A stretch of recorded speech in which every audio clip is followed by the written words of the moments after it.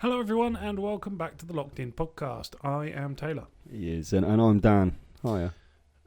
I'll have to just pre-warn you, the news was dead today, so we're not doing the normal news segment. We're doing something different. But what Westover updates have we got? Right, well, we had a game. We had a game Saturday, part of this League Cup. And the ground was like running on concrete. You know, playground football days is what it felt like. So, Genius Dan over here. Oh, by the way, I will just stress, we only had a bare 11, right? The bare 11, we had fillers. Put some clothes on then. Yeah, well, I fucking wish we had that kind of 11. We'd have had a better chance. That's actually not true because we did win. But, so yeah, I've given good old Ben Hands a lift. The idol, the legend, Mr. Benjamin Hands. Got to know him better. That was lovely.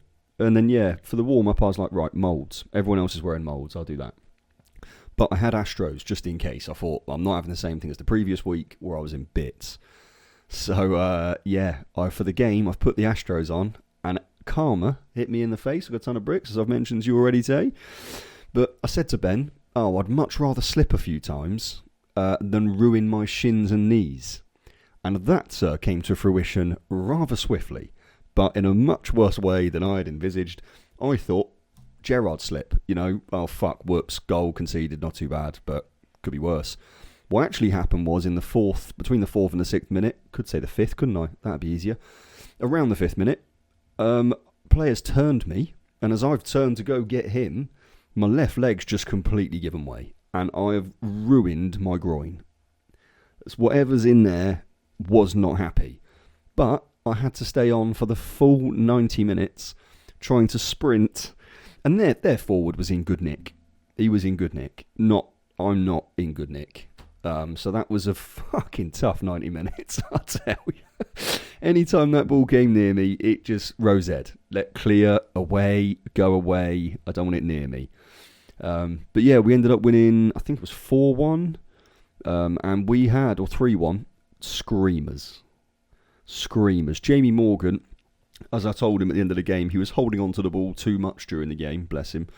But he pulled out some magic. He pulled out some Sunday League grassroots magic, I tell you. Fella scored from the halfway line, like just inside their half, and it wasn't a shot that bounced before it hit the goal. That ball hit the back of the net. It was a lovely goal, right? And then just after that, he set up Sasha with what can only be described as FIFA Street-esque football. Got the ball on the left wing. He's like just slowly tracking his man into the box while his man's jockeying him. Flip-flaps him, right? Takes him to the byline. Cuts it back. Sasha between his legs, like old school Van Persie, kind of Bergkamp style-esque business. Just popped it into the far corner. Honestly, all of us were like, what is going on here then? Why have we now turned into like a semi-pro team that's just doing bits? And yeah, it was a good game, good day, but a bloody nightmare for my poor groin. So there we go on a selfish note. But that's locked in. That's Westover updates. Indeed. As I said, very, very little in the news this week. All I found was another story about Onana, and I can't, in good faith, talk about that twat anymore. So we're not going to. We're not going to talk about anything in the news. What I thought we could do is enrage 90% of the footballing community by going for our greatest ever 11. What, ever? Well, this is the thing, isn't it? I think we need to lay some ground rules. Okay. Because does Pele get in there? I don't know. The guy was 58 years old by the time I was born. So probably not. We'll probably go maybe modern era. Okay. Best of 90s? Sort of 90s onwards. All right, yeah. I would say, because we've got context then. And we can back it up with the eye test. Gordon Bennett, this is tough. So we'll start off with the goalkeepers. Please go first, mate, because you've had some time to think about this. The best goalkeeper of all time in the modern era. It's tricky, isn't it? Because it's so hard not to put your own biases in. Because I would say every day of the week, Edwin van der Sar is my favourite goalkeeper of all time. Mm-hmm. Is he the best? Probably not, because he came into the prime of his career at 34 when he joined United, and until he was 40. So realistically, that's a peak of 6 years. I would probably say... See, the obvious answer is Buffon. I think, isn't it? I can't say. I think the obvious answer is Buffon. I'm not going to give that answer. I'm going to put Manuel Neuer. Interesting. That's a fucking... Go on. I will give you the reason why. Is I think he has been more revolutionary to the position of goalkeeping and has sculpted it more than anyone else in the modern era. Very fair reasoning, that, Tay. Very fair reasoning. Here's why I wanted a bit of breathing room there. We've got... Okay, this is for me. You've got Schmeichel, Van der Sar, Neuer, Casillas, Buffon. How the fuck am I supposed to separate those five? The one that is kind of lowest on the list for me, I think, is Schmeichel. Out of all those, that's a mad thing to say. I know, yes. and it is crazy. I'm just thinking on the fly here. Do you know what? Because I nearly chucked another two in the mix, but I don't think I saw enough of them at elite level to be confident with it. And it would either be Dida, the old AC Milan, yeah, and then Oliver Kahn. Oliver Kahn was an incredible goalkeeper. Incredible, yeah. But who was at the peak for the longest? Just to have a little bit of variation between us, because I was thinking Neuer. I was leaning heavily towards that. I'm going to go Casillas. I think in Champions League records and shit, he has been an absolute machine. So I'm going to go Casillas in goal. Yeah, you can't argue with the record. I mean, I think for me, he's a little bit undersized. Mm-hmm. Not that ever made a problem for him, but if I was making my perfect goalkeeper, he wouldn't be 6 foot. No, you know agreed. I mean? Yeah, sticking me in a goal looks a bit silly. Right back. Go on. Now, again, take the biases out, because my favourite right back of all time is Antonio Valencia. Really? Yeah, I loved that man. Okay. But I think the best of the modern era, as we'll call it, again, is tricky, because you've got people like Zanetti, you've got Zambrotta, you've got, Maicon. Oh, wow. Forgot about him. Yeah. There's a lot. There's a lot. Yeah. But I'm going to have to say Cafu. Yeah. You were going to say that, weren't you? I am. Yeah. For me, there's almost no deliberation. I might be wrong here, but I think to this day he holds the record for the furthest distance covered in a game by any footballer. I wouldn't be surprised. I remember seeing one of his stats from a Champions League game. It was something like 14.5 kilometres.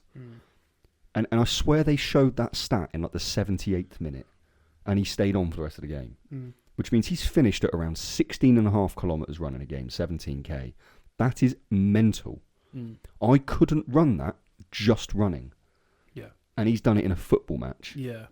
I mean, you see videos of him even playing now. The man's like in his 50s. Was he and still you playing? see him playing, not professionally or anything, but you see him in like exhibition matches or in charity matches. The guy can still play in his 50s. Like he would still be able to play at a decent level now. Yeah. That's insane. I mean, I love Maicon. I don't think Gary Neville's in the best ever, but Premier League he's in with a shout. But yeah, as much as I rate all those players, I don't think you can really touch Cafu. But he's not my favourite right back of all time, but I think he probably is the best. Yeah. Carvajal's on the edge of the discussion, but okay. only again based on Champions League and La Liga records. Like in terms of trophies won, he's done like incredible things.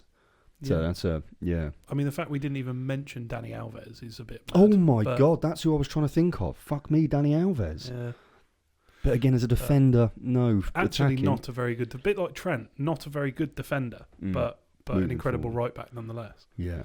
God, this is big. I think rather than going best two, I think we go the best duo of centre backs. Do you know what I mean? Two that play together. Yeah. Because I think that's more. That's sort of harder to name, isn't it? Because you. I don't think I've got the memory for it. Well, I can throw a few out. So you got Puyol and Piqué. What Samuel and Lucio? Was there never a Puyol Ramos? No, of course not. Of course, ignore me. Ignore me. That's one of the worst things I've ever said. I suppose you've got. You got Maldini? Maldini and Nesta. Done. Done. Done. Vidic and Rio. Terry and Carvalho. Mm. You've got, I mean, more recent, you've got Pepe and Ramos. That's not bad, You've got, I suppose Van Dijk and Matip and stuff like that. You've got to throw them in there because Van Dijk was so unbelievable. Mm. Huppier and whoever. Carragher. Fucking yeah, forget that. Take that back. Fucking twat. Take that.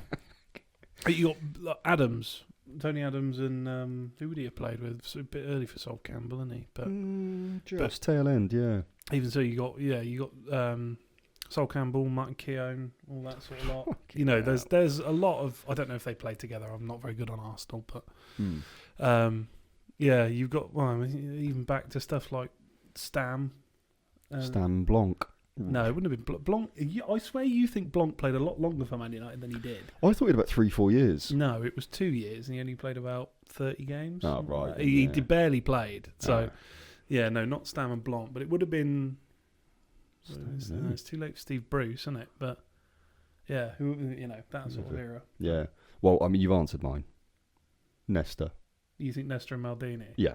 I suppose As a did partnership. Maldini play centre back though? Because he played left back for a long time. Left back and centre back. But the thing is, if you're going to ask me who's the best centre back ever, I'm putting Maldini in there. Yeah, that's true. That's my conundrum. So See, mine is Sergio Ramos. Ever. I genuinely think he is. my issue Most with- complete defender I think ever to play football. problem was he was almost too technical, and I think that is what gave him so many red cards.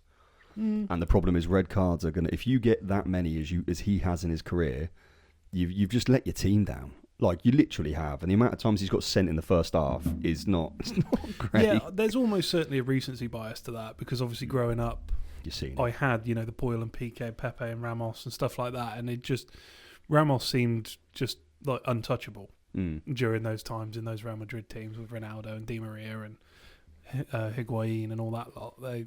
He just seemed like another level. Stupid. But the one I will say probably a close second would be Cordoba and Lucio for Inter Milan. They are, and Maldini and Nesta. I'm not discounting them at all, but I've forgotten about Lucio. Lucio, mad, isn't it? Lucio was an insane defender, man. Just a beast. Do you remember Lucio and Juan? That I was when they just used to about play to together? say Juan. Yeah, that was back in like the 2002 Yeah. Brazil World Cup, wasn't it? And you had Cordoba, who was 5'8" at centre back, but was just rapid. The most fun to watch by far. Oh God, the one that you'd want on your team for just pure commitment is two. It's Terry or Puyol. For me, in terms of like just being the animal of like all animal centre halves. I put Puyol at the top of like my captains list. If I Yeah. was to have I'd fuck Roy Keane. I would actually put Puyol above him in because I know everyone glazes Roy Keane as a captain. He was a very good captain, but I think Puyol I just think Puyol was a better captain personally. I can see why. But yeah, I'm sticking to my Nesta Maldini. Okay, cool. I'll stick with I can't remember what I said. Pepe and Ramos, wasn't it? Yeah. Yeah, we'll go Pepe and Ramos. It's not bad, is it? No. Left back, No. hey. Rash. I'm a walking red card here, but Left back. left back. Here we go. This is an interesting one, isn't it? Yeah. Because again, favourite and best. Favourite Dennis Irwin. It's not gonna be. I wouldn't say he's the best ever, and I don't think he would be consensus. No. Again, Premier League probably in with a shout, but probably doesn't get in above Ashley Cole. So No. Or even Patrice Evra maybe, but best ever left back. I do feel like it's a little bit of a forgotten position, isn't it? Usually, yeah. I think there's one obvious answer, isn't there? And Go on. What do you Roberto Carlos. As a all-round footballer, I can see the argument. As a left back, I don't know if defensively he brings as much to the table as some of the others. I don't think he was as much of a liability as someone like Dani Alves on the other side. I think he was quite a good defender, but Yeah. But again, tiny little fella, rapid. And what a wand of a left foot, for fuck's sake. I mean, who else is there? I mean, Marcelo. Barcelona never had a really good left back. Eric Abidal and Jordi Alba. Jordi Alba, yeah, he's nowhere near best ever, is he? I don't I know. wouldn't say. I'd have to go. Annoyingly, obviously, I don't know the stats like between all of these options, but Well, yeah. in terms of like running and what he offered Barcelona during their heyday, the sort of 08-12 period, that 4 years, Jordi would have been there from, was it 10 to 12?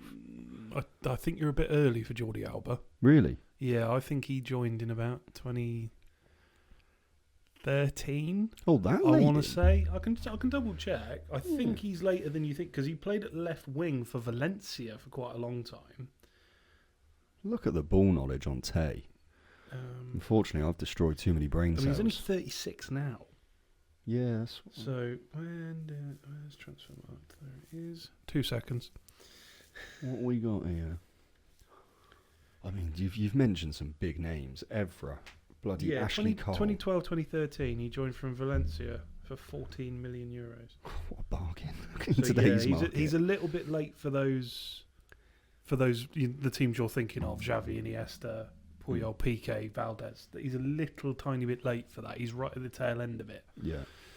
I think the left back consensus was between Eric Abidal and that Brazilian one, white guy had a long hair. Maxwell. It was between those two, I think, because Maxwell then left to go and play for PSG, and he Right. played for PSG for quite a while. Mm-hmm. Yeah. So are you going with Alba then, or are you? No. No? I'm going to go. Oh, God. I'm torn between Cole and Marcelo. I'm going to say Marcelo, but again, this is a bit of a shit reason, and I'm a hypocrite here because I'm talking about who's had the best defensive ability. Defensively, I'm going Ashley Cole all day, but I think the role of a left back nowadays is so much more paramount to attacking as much as it is defending that I'm going to go for Marcelo. Okay, I'm going to be scummy. I'm going to go Maldini. Fair. He was a left back for the majority of his career. He only started playing centre back when he was older. So His icon card has both position options, so you're not wrong. does it? Yeah. Yes. Okay, I'll take your word for it. Saw it literally yesterday. Okay, good. Yeah. Yeah. So I'm going to go Maldini on a technicality.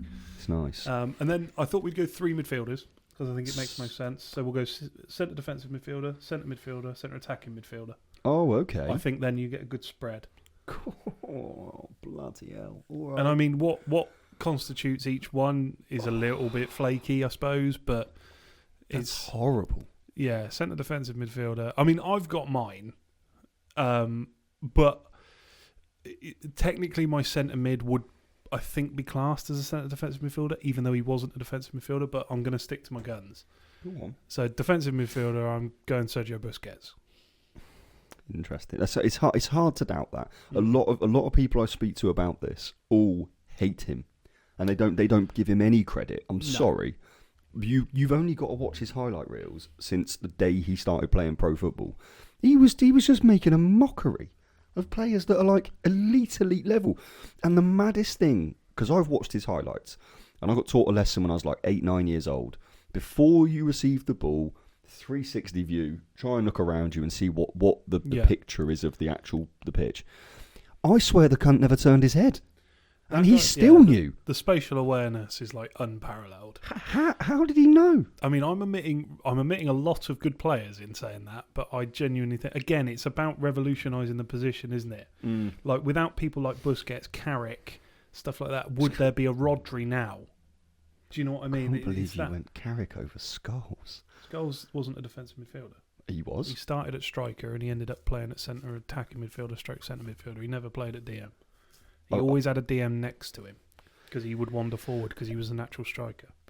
More box to box in the style of play. Yep. But you listen to like all the Bullard podcasts. He would pick the ball up from the back four, and then he dictated play from there. Yeah. So that, for me, I would say that it has to slap him in a little bit of CDM, only because from a in possession perspective, he would drop in to receive and then dictate the gameplay. Yeah. So I think my view of a defensive midfielder is they don't progress. They progress the play by passing. They don't move up. Oh, okay. Which is where this is why I've gone DM centre mid centre attacking because Scholes to me is an out-and-out centre midfielder. He's a box-to-box centre midfielder. He's not a defensive midfielder. The man couldn't tackle. So I can't put him in as... He's my favourite midfielder of all time. I'll put that out there. But unfortunately, he doesn't make it into this 11 at all. That's mad to say, isn't it? I know. And I love him with all my heart, even if he does like feet a bit too much. But... Yeah, weirdo. Yeah. Proper fruitcake. Not as bad as Evra, but... No. Like kissing raw chicken and shit like that. What are we doing, man? But yeah, I'm sticking with my decision, and I know that's going to get a lot of hate, me saying that, but I think it is Busquets. This is so hard. I know. Because I don't think I can think of 5 CDMs. Not true, as you've just described, that don't venture forward. I think I can only think of 2. Let's go for some then. Gattuso, Cambiasso, Zanetti later in his career, which I'll let you have on a technicality because of Maldini. Mm-hmm. So you've got Busquets, you've got Casemiro, you've got... You said Carrick, but he's not. Yeah, Carrick, he's, again, I love him, and we'll talk... He's actually on later on in the podcast. I've got something to talk about him, actually, but... I mean, who else? Kante. I know how much you love him. Michael Essien. Essien, yeah, I would say he was more of a defensive midfielder. Can I have Claude? You can have Makalele if you want. Yeah. I can have Maccas in CDM. Yeah. Oh, we're going Maccas then. Yeah. Done. Again, very good shout because the revolutionary. Again, completely different style of. He's not the destroyer type that was quite popular. With your Vieiras and Keanes and stuff like that. Mm. I mean, the fact that that's the first time we've mentioned Vieira. It's mental. Is a little bit mad. We are forgetting people. We're doing this off the dome, man. Come on. And to be fair, he was more centre mid. Because he was box to box a lot more so than a true CDM. In the same way that, The only CDM they had was Gilberto, really, that I can picture from back in those days. He rarely... Ray Parlour was quite defensive, Yeah. Primarily, yeah. Yeah, no, I don't think they had many, did they? But Wenger never really played with a true CDM. He always wanted more progressive, like the unit of the team moved together and backwards as one. It was very flowy, wasn't it, with him? Mm. Yeah, okay, let's move on because we're going to fall down the rabbit hole otherwise. Centre midfielder. Yeah. Now, again, there's an obvious answer, but I don't know if you would put him maybe at centre attacking midfielder instead. But... I think this is bias creeping in, but he's a World Cup winner. I don't think he's a Champions League winner though. So maybe I'm getting this wrong. I was going to say Pirlo. It's not a bad shout. Again, he basically carved his position. Yeah. And there's a lot more people like that now. Where I don't know if I think I'm being fuck it. I'm going Zidane. Okay, that was a swift turn. Do you know what? That's the obvious answer, isn't it? Centre midfielder. Yeah. Zidane. That's what I was saying. Maybe he's a cam. Maybe he's a centre mid. Oh, I thought you were referring to Pirlo. No. Well, Pirlo started further up, and then in his career, he actually sat really deep. Yeah, so sprayed balls. Yeah, which is what I mean. He you could argue that he was in any of them, but yeah. I don't think I can put him in over Zidane, even though I was never a massive fan of Zidane because simply because I didn't watch him. It wasn't. It's not anything. Obviously, his ability is insane, but yeah. Oh God, I never watched him. Me dramas. This is horrible. This is such a horrible thing to do without having a bench. Like I feel like we can just some honourable mentions at the end. If you want. That's true. True. All right. God, this is brutal, mate. Because centre mid, I was basically just going to say 100% Gerrard. And then I was like, oh, fuck, Xavi and Iniesta. Gerrard best ever. I'm honestly, in terms of modern era, in terms of what he did and how much of an asset he was for the team for box-to-box activity, I'm a Gerrard over Scholes and Lampard, if you're talking the British debate. What? Genuinely, I am. I feel like if you looked at highlight reels for every aspect of a midfielder, so we're talking tackling, passing, shooting, I honestly don't think that Lampard and Scholes come close across the three. If you want to just go for goals, I get it. Lampard's in debate. If you want to go for just screamers, it's hard to say that Scholes is not in there. Passing. Scholes is unrivaled. But you say that, Gerrard, everybody, I don't know what he couldn't do. Gerrard could not ping a 75-yard ball with the same accuracy as Scholes. I've seen him. Yeah, but Scholes did it on a weekly basis. Yeah, every time we got the ball. This is what I mean. This is why I find this argument. If Zidane, consensus best midfielder in the world, is saying Paul Scholes was the best midfielder in the. Do you know what I mean? You've got to listen to some footballers, haven't you? You've got to listen. If the consensus among footballers, other than ones who've played for Liverpool, is that Scholes was the best. I don't think so. I've seen a lot of podcasts that would lean more Gerrard. Genuinely, I have. Yeah, but I know what you're saying, though. I think you listen to what people say, and in who know. Yeah, that's what. Do you know what I mean? And I'm thinking that I've heard more people say Scholes, but I know that that's probably because I'm looking for it. Yeah, and also your algorithm's United, innit? I can assure you, it's fucking not. The anger and depression in that was vibrant. Well, I've just found out that twat's starting tomorrow again. Onana's starting in goal tomorrow. Well, he's got to, because we've got to try and sell the fucker. I say we. United have got to try and sell the fucker, haven't they? Yeah. So you've got to give him minutes, otherwise you're never going to sell him. Although, at the minute, they're devaluing him minute by minute. Yeah. I'm going to go... Fuck. I'm going Gerrard. I've said it. Okay. I've said it.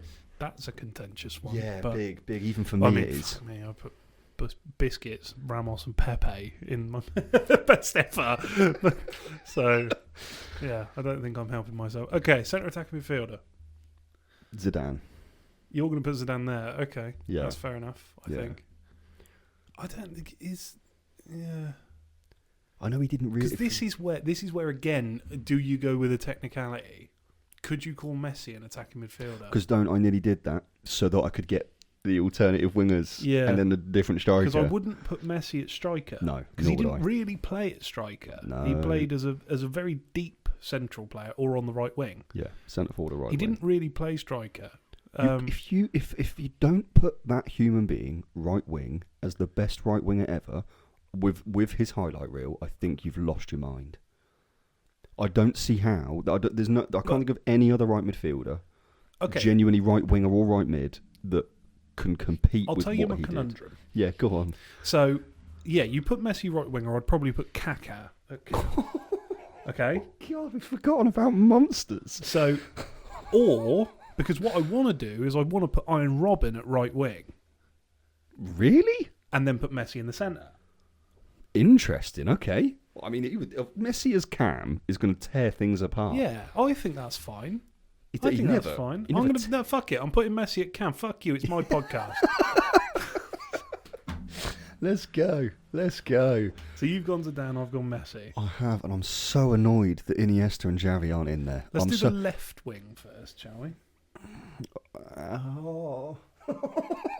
Shouldn't be making noises like that. But it's so hard. This is actually ridiculous. I'm just going to list off my current mental predicament here. I've got Thierry Henry lurking, right? Yeah, you could have him in either, though, remember? Yeah, of course, left wing or striker. I know. Personally, I feel like he had his highlight moments as a left winger. 100%, yeah. Then, I mean, this is the one that I think I've just got to put in and just forget about what I'm doing. Ronaldinho. No, I understand why I understand the look. I get it. But I'm sorry. For me enjoying football, he is one of the main reasons. Without him, like, for example... Biases out. Well, yeah, but you say that. I'm picking what do I think is the best. The best. The fact you haven't mentioned Cristiano Ronaldo's name. Yeah, no, I know. An insult. My only reason being is that technically, and this is hard for me to do, but I've got to put him as my striker. My only logic is that I have to have Messi on the right wing.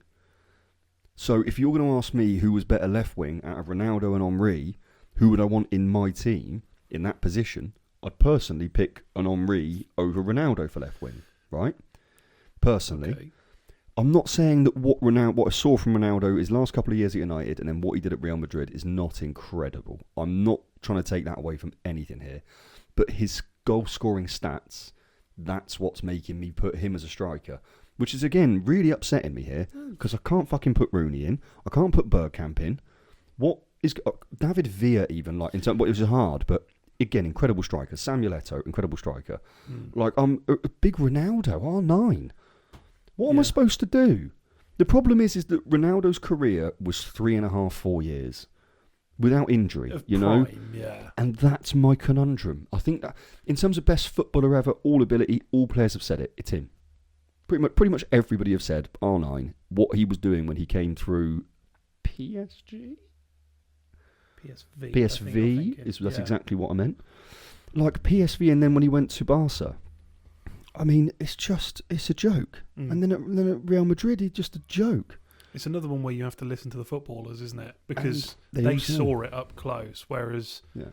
you didn't see much of him in this country. Because obviously he played PSV, Barca, Real Madrid. Mhm. It's all away. You know, you see bits of him, and then you see him in the World Cup, and you sort of understand. Do you know what I mean? 2002 World Cup and that, and like, yeah, you get it. But we only saw glimpses of him here, so you sort of have to listen to people who are talking and going. He was.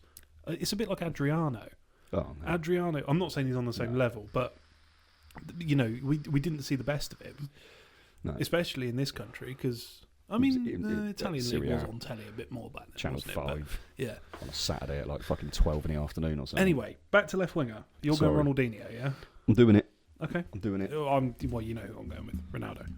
Really, was in Cristiano, yeah. Yeah, Cristiano Ronaldo. Fair. He's probably, if not the best player of all time, the second best player of all time. So the fact you can't put, if you can't put him in a all-time 11, that's hypocritical, I Yeah. would say. Yeah. I hear you. Okay, Right let's wing. go right wing then. So I imagine you're going Messi. Leo. Okay. I'm going Messi. Now I've said Robin, and then a few more names have flooded into my mind. One being Mooney's Gareth Bale. He was left wing. No, he was a right winger at Real Madrid. Oh, at Madrid, Yeah. specifically. He played left back, then he played left wing for Spurs, but then he moved over to the right Mm. because cutting in on the left foot, wasn't it? He did do No, I've got to go Bale. I've got to go Bale. He's the only player in, I would say, the last 10, 12 years that's got anywhere near Ronaldo and Messi's level. And I think if he continued on the trajectory he was following when he left Spurs and things went better at Real Madrid, he'd be in that conversation. Mm. I know that's a contentious take, Mm. but that man was the ultimate game changer. Now, I know people will, throw Neymar's name into that and stuff. I don't think Neymar was ever as... I don't think you could have Neymar put a team on his back and win them a game. Do you know what I mean? I know that he was a very good player. I'm not disputing that Neymar's a good player or was a good player. He's fucking shite now. But I think if Bale had gone to Real Madrid and it had worked out, he would be in that conversation. Yeah, fair. I think you're entitled to that opinion because it is. It's like people would agree with you. So yeah, it's an interesting one. Striker. Yeah, striker. Now this is the one that's tricky for me because I've put Ronaldo at left wing. Yeah. Now I was, throw some names out. You've got R9, but again, very little context for me. I never watched him play. Right. I was 4 years old in the 2002 World Cup, so Yeah. I think you've got to put Lewandowski in there. You have to. Yeah, he's up there. I think you've got to put, to an extent, Miroslav Klose in there. I know that's a contentious take. It's but an interesting one. He was the highest World Cup goal scorer for a very long time. I think Thomas Muller's overtaken him now. But, in some not very good Germany teams. Yeah. I know they won in 2006, but... Di Natale? No, nowhere near the best ever. One of my favourites. I love him. Simply because of FIFA, admittedly. But yeah, I mean, who else? Owen, I Rooney. don't think you can put Rooney in there. But Premier League, Premier League 11, he's there. Yeah. I don't care what anyone says. He's the best Premier League striker of all time. Aguero? No, I wouldn't put him in best ever. I don't think his prime was long enough. No, fair. Interesting. Do you know what I mean? I'm looking at Lewandowski, who's 37 years old and has been banging goals for 16 years. Yeah. Do you know what I mean?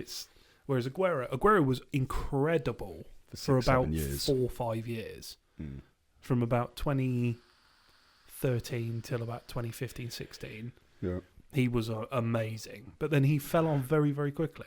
Yeah, prime So, Suarez. I don't know. Suarez has definitely got to be in there. Like I say, I Give a know shout. this is contentious, but the David Villa thing, I saw him do. He won a World Cup for Spain, in He essence. was more of a right winger, though. Primarily, but he played up top for Spain. He did a bit, yeah, you're right, when they didn't really have a striker. Yeah. Because they had Torres, but he came a little bit later. He was young when... It's a fucking tough one, I mean, this. fucking Fernando Torres. Well, only for 3 He was years. insane for a little while, though. 3 years. Yeah. Where are you going, Tay? Zlatan? I don't think Zlatan I mean, he's incredible, but the prime of his career was in a tin pot league. PSG. Fuck me. Anyone could score. Eric Choupo-Moting started for PSG for a little while, and he couldn't get a game at Stoke. That's all I'm saying. So, as much as I rate Zlatan, and he was an incredible player, I don't think he gets near the all-time. Do you know what I mean? I mean, Cavani. You got to throw Cavani in there as well. Zlatan, Cavani, all that lot. But no, I think it is Suarez. You going Suarez, in you? I think Suarez. Yeah, I think he is. I'm going Suarez. And I'm going only because I did get to watch a bit more of him. Is R9. I know it was such a short term. You're not going Cristiano Ronaldo? I thought you said you were going him. Oh yeah, I did, didn't I? I did. Sorry. Yeah, ignore me. Forgot about that. Yeah, because I thought I'd popped him left wing, but I haven't. I've got Ronaldinho. You can't not put Ronaldo in there at all. I know you're not a United fan now, but you were. Yeah, but I've always been a bit weird with Cristiano Ronaldo. I've got really mixed feelings. Like, okay, the stats, no dispute in it. I get it. My conundrum is that he's so not a team player. Like, he just isn't really. The amount of times I've seen him make very, very greedy, trick-related choices just to, ego. I look like the fucking best. And you're like, wait, would I want that on my team? If I had that kind of player playing for me, I'd much rather see... Oh, yeah. Omri up there, Bergkamp up there, who can hold up, link up, play, score goals, do anything. Whereas Cristiano Ronaldo, I know he's got a lot of assists, but primarily he lost the ball so many times just through trying to look good. It annoyed me, growing up with it. Loved seeing the flair, loved seeing the madness, same as Ronaldinho, but... No, I'm going to go Ronaldo up top. I will. I'll give him credit where credit's due. Fucking cunt, scored so many goals. Sorry for the language. Yeah, I think I would have got up and walked out if he hadn't put Ronaldo in the best 11 ever. Fucking 5 Ballon d'Ors. I know. 7 Champions Leagues. I know, but more goals than games, which no one else can say. No, true.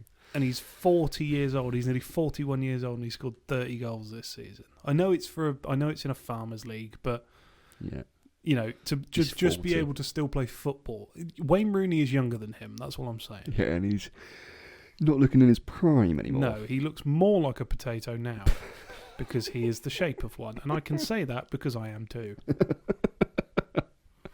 Now that's 38 minutes, and I'm not surprised, mate. No, I'm not surprised because it's so hard. The fucking irony is that's going to be cut down to a minute for a clip. Oh, God. Whose 11 wins? Tell us. Yeah, tell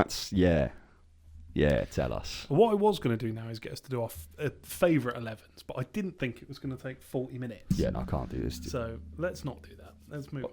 Love the idea, though. I'm going to skip that one as well. Okay, here's a question for you. Try me. If a player is eligible for 2 countries, how do you feel about picking the better of the 2, even if they've spent time in the other's youth system? A la Jack Grealish, Declan Rice, Ireland and England. Even Rooney nearly went to Ireland. He opened up on the old overlap the other day. How do I feel about it? My conundrum for both Grealish and Rice, or for the specifics of the context of their situation, is that both of them were born in England. So in my head, it's where you're born is where you should really play. I understand that a lot of, they've created these loopholes to give some of the lesser countries chances, kind of. I think that's why the FA have introduced it, and UEFA or whatever. I'm not overly fussed, I guess, but then you've got the likes of Mikel Antonio. I don't know if he was born in Jamaica, so maybe I'm not right to choose this as an example. I don't know where he was born. I bet he was born in the East End of London. That's my thinking. He sounds very London, and it's like, well, then if you can change an accent from the age of fucking 15. So it's not. I've not got enough evidence here, but overall, I think fundamentally you should play for the country that you were born in. He was born in Wandsworth, right? In London. Yeah. So that example, I'm like, okay, you're not even on the same continent. Just because your parents were born there or whatever, or your grandparents, and now you can play for them. I like the fact that it does give some of the lesser teams a chance. I quite like that. I mean, when players who clearly aren't going to get in their actual national team, I kind of rate it when they go to an odd one. Yeah. But I suppose it becomes a point of contention, doesn't it, when it's the other way round? So obviously Rice and Grealish spent time in the youth teams of Ireland. Did they? They played I think they played right up in under 21s or under 19s. They played until they were quite old, older sort of kids. And then they switched, which is where I think the anger comes from, is because they were like, well, we fucking raised you and you've jumped ship and gone to the better team. So I get the anger, but I think you've got to try and represent the team that you think you're going to do best at. And I think it's only when you know for sure that you're not getting in that team, then okay, you can sort of. It's not a compromise. I wouldn't call it that, but a lot of players want to play international football. It's a whole nother sort of dimension of the game, isn't it? Yeah, for sure. And if they're not going to get it for their place of birth, then why not go for somewhere else? Makes but yeah, sense. I think it is. I've got no problem with it. There was a time when it was up in the air whether Musiala would play for Germany or England. Oh man, I'm so annoyed. And that's what I mean. I imagine that's a bit because he did play in the England youth teams. Yeah. So it's a bit of the same sort of situation, because he'd definitely be getting in that team now, in the England team. Walking. Yeah, I mean, it's only really Foden that would be in front of him. Palmer, Well, not in potentially. front of him, but yeah. Yeah, Palmer as well, yeah. Shouldn't Although play he's him, he's not been very good this season, Neither's has he? But- Foden. No, North Foden, I suppose. But yeah, I just thought that was I want to see if Whether you I had was- where your loyalties lie. But Yeah, it's a good question, that. yeah. And I'm intrigued to hear what this lot think. That's the next thing, but I wasn't. That's why there's a question mark next. Oh, to it. yeah, we can do definitely. Definitely. Cool. So we have some exciting news. Yeah, boy. As you know, we're a relatively new business. We've only sort of been. Just to remind, we create genuine medically licensed sports tapes, right? Which is locked in sports tape, hence the old podcast name. Yes. And we've got a very, very big opportunity coming. Yeah. We are going to be the official tape sponsor for the Inter Legends team. Let's go, Tate. Now, for those of you that don't know, Inter Legends is a football club, and they do a lot of sort of exhibition matches around England. They sometimes play other Legends teams, and they sometimes play professional teams, although lower divisions. And they have a lot of names that people mine and Dan's age will recognise and fondly remember. Very people fondly. like Fraser Campbell, Ricky Lambert. Leroy Lita. I don't think Leroy Lita plays for them, but Or Troy Deeney. Kieran Clark. Troy Deeney doesn't play for them. Oh, as in specifically for the Legends For the team. team, Sorry, apologies. Yeah, Kieran Clark used to play for Aston Villa. God, who else? I looked it up earlier. But yeah, they're some of the names. There are more, I'm just forgetting them. And some of the teams they play are very interesting, such as the one that we will be attending is against a Troy Deeney Legends 11. Yeah, boy. Now, we don't know who's in the Troy Deeney team bar Troy Deeney yet. But as a pseudo childhood Watford fan, I'm pissing my pants. So yeah, we will be the official tape sponsor for the rest of the year. Yeah, till December.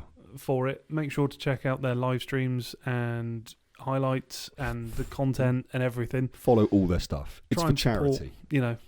We're trying to get our name out there, and if you go into the game, come and say hi. Yeah, and we're also linking up with them because, like, fondly, part of my sort of ambitions, I guess, and I think that Taylor shares a lot of these ambitions, is that we don't just want to run a business so that we become the only benefiters, and our customers, like the people who use the products, if there's a way that we can have an impact on a social good, we want to try and do that. Like, and I think being in this position, 12 years in business now that I've been, it's nice that we can, try and direct some of our profits to good causes, and that it's a huge thing for us. We've always supported charities through one of my other businesses, and we try and do whatever we can, but this is it's a great project to be a part of. And I've spoken to the guy that set it up, Jack Whiteley, and his Whiting. Apologies, Whiting. And love where he's coming from, and the fact that he's trying to help, communities and charities and things through the medium of football, which we all fucking love. It's like incredible. So I'm over the moon. It's not been the cheapest of exercises, but it's so worth it. And exciting times. We may get a chance to speak to the man himself, along with a special guest who I'm not revealing now. No. Just in case it doesn't happen. Cool. So yeah, keep an eye out for that. And we'll check the socials. We'll be We'll be posting some stuff when we go down there. Indeed. And I'm sure you'll see some content on here. So Would like to just say that Troy Deeney's an absolute boy. I would just like to voice that. Yeah. why is Troy Deeney a boy? Just because a very interesting youth and adolescence. Yeah, literally played football on tag. I'll break that.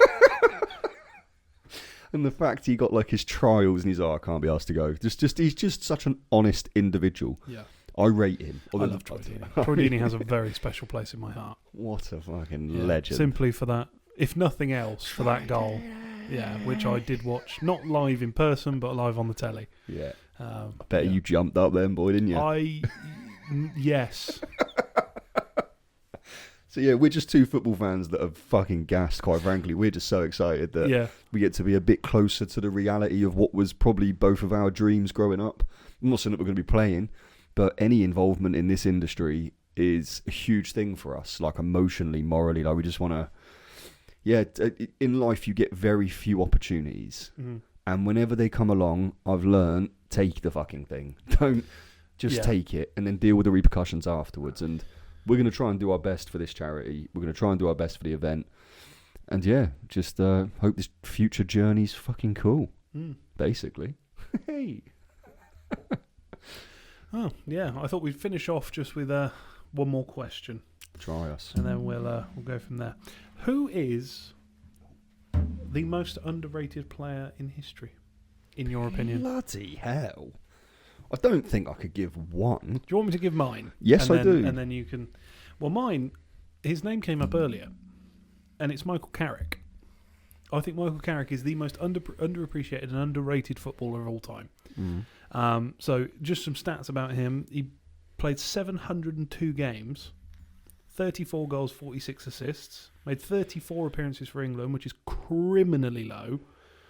5 Premier League titles, a Champions League, Europa League, an FA Cup, 3 what is now Carabao Cups, would have been Carling Cup at the time, and a Club World Cup. Mm. And I think he was as integral to those Man United teams as a Scholes, a Giggs, a Vidic, a Rio. Those teams would not have worked without Michael Carrick. Mm. And he walked so Rodri could run. That's all I'm saying. Mm. Very, very good points. Bloody Nora, though. This is so hard. I don't pre-warn him about anything we're going to talk about. No. So not normally I'm quite quick at thinking, but these kind of things I've always deliberated. I've always been so... For example, there's 2 that spring to mind for me. Actually, it's 3. People would argue my third one doesn't really count because he is lauded as an incredible world-class player, right? But he doesn't get referenced as much as I think he should do. So, number 1, Ji-sung Park. 100% agree. What a machine of a man. Like, I honestly, watching him play and the fact that he got no plaudits, really, in the grand scheme of things, like, he was never mentioned in, like, did he ever get PFA, like, Team of the Year? Wouldn't have thought so. I mean, that is crazy and kind of criminal, really. So there's him. My second one is proper off ball. Can I just interject quickly? Please, something. Yeah. There's an interview with Sir Alex Ferguson, and he's asked this question, and he names 3 players: Brian McClare, Ronnie Johnson, and Ji-sung Park. Yeah. So even Sir Alex Ferguson thinks he was one of the most underrated players he ever managed. Carry on. I'm just basing this off of what I watched. Genuinely. He was incredible. The fact that he asked Ji-sung Park to man-mark Messi. No, he didn't. That was his mistake. Oh, sorry. He man-marked Pirlo. Yes, and just took him out of the game. Literally, yeah. But yeah, that was his big mistake. He said if he'd have put Ji-sung Park on Messi, he thinks they would have beaten Barcelona in 2009. That was it. Yeah. I mean, that says a lot. My second one is proper, like the streets won't forget. Okay, JJ Okocha. Would you say he's underrated? I genuinely would. Okay. I think he's got good reason. I think the general public have got good reasons to say that he's not that great, and it's because he played for bloody Bolton. And I mean, Bolton were like maybe a top 8 team at the time, at best when he was there. They had some good teams back in the day. Oh yeah, Gary Speed. There's some bloody good players. Found out a weird thing. Proper curveball here. Yeah. My next door neighbour, he is currently working and has been for the last 12 months on Kevin Davies' house. Oh. That is a name. That is a Barclaysman, as they say. Isn't it just? Kevin Davis, absolute lump up front. Love it. Proper. My third one. This is the point where I'm saying he is lauded as world class, but I think he still doesn't get enough mentions. Is Dennis Bergkamp? I think that the fact that he, like, I know I've not just put him in my top 11, but I did mention him. Just technical a bit. I mean, the way he made football look so easy is so hard to understand if you haven't played it for 10, 15 years plus. It's like I watch highlights of him now, and even when I had a little ego in me at, say, 14, 15, and I would do silly things on a pitch, Rabona crosses, like Cruyff turning people, whatever I could do to look better. And he's done it all without making it look like it was hard to do. And I just think those three, in very different ways, I can't split them. I can't, for me personally, that's my conundrum. Picking a single one, I think if I had to, and you went down bullet to your head otherwise, Ji-sung. Yeah. If I had to. I think, he is criminally underrated as well. But I just think that he's sort of got his flowers recently. People are realising how good Ji-sung Park was. Yeah. I still don't think Michael Carrick is as accepted. He isn't from my side, if I'm honest. Do you know what I mean? That's what I mean. It's like he was so good. My conundrum is, out of those 700 and how many appearances? 702. I honestly think that about 30% are as a sub. That's appearances, Dan. Yeah. Oh, sorry, as a sub, appearance as a sub, not sat on the bench. Sorry, right. Do you see what I mean? So I feel like he's come on, he's not starting. So why did potentially the world's best ever manager not start him when he had Roy Keane, Scholes? Like, if he's that good, surely he just starts. I think you'd be surprised. He joined way after Roy Keane anyway, but it was. I think you're not remembering how often he was one of the ever presents in that team. Darren Fletcher was lurking. Between the two of them, they rotated a lot. Darren Fletcher was the sub. He was a sub a lot more. Yeah. Well, that's what I'm saying. I'm sure Carrick didn't play every like Scholes, but I think that no one will ever convince me that Michael Carrick isn't enormously underrated. I'm not. Yeah, no, I will accept that he is underrated for sure. Just to what level, like versus ability and impact on teams and games, but yeah. If you haven't watched Michael Carrick highlights, look them up, and you'll see a player who passes nearly as well as Scholes, but defends. He reads he's very similar actually in play style to Sergio Busquets. Very similar, but had a better passing range, I think. Fair. Yeah, all opinion. All opinion. Don't shout at me, but you will shout at me. You all will. I'm going back to that fucking XI11. I'm annoyed I've not put Kante in. I'm really annoyed about that. I think Kante will get in the conversation once he retires. Yeah, and that's the shame. Yeah. He fucking won Leicester a Premier League, for Christ's sake. Yeah, I mean, but people, we didn't even mention people like Benzema. Yeah, but I wouldn't. Benzema's got to be up there. Just for consistency. I know what you're saying. He played for Real Madrid from 22, I think, till he was 36. But he didn't play that again when it was. I'm trying to think who else they had up top at the beginning when he first joined them. Higuain was the only other one that really rivaled him, and he didn't, because Higuain ended up leaving for Juventus, where he became really good. And the fact that Higuain was that good at Juventus and Benzema was keeping him out of the Real Madrid team says a lot. It does say a lot. Yeah. That's the problem, isn't it? When you're surrounded by the world's best in class in every position, basically, apart from when they had Arbeloa at right back, but best in class at every position, the truly great players don't look that great. Because do you know what I mean? We forgot Luis Figo, mate.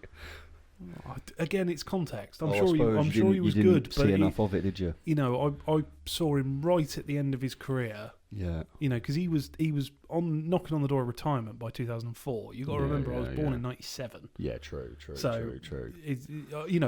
like people like Alan Shearer, Eric Cantona, people like that. Yeah. I know they were amazing, but I never saw them. Yeah. So it's different, isn't it? That's why Ramos and Pepe I put in that.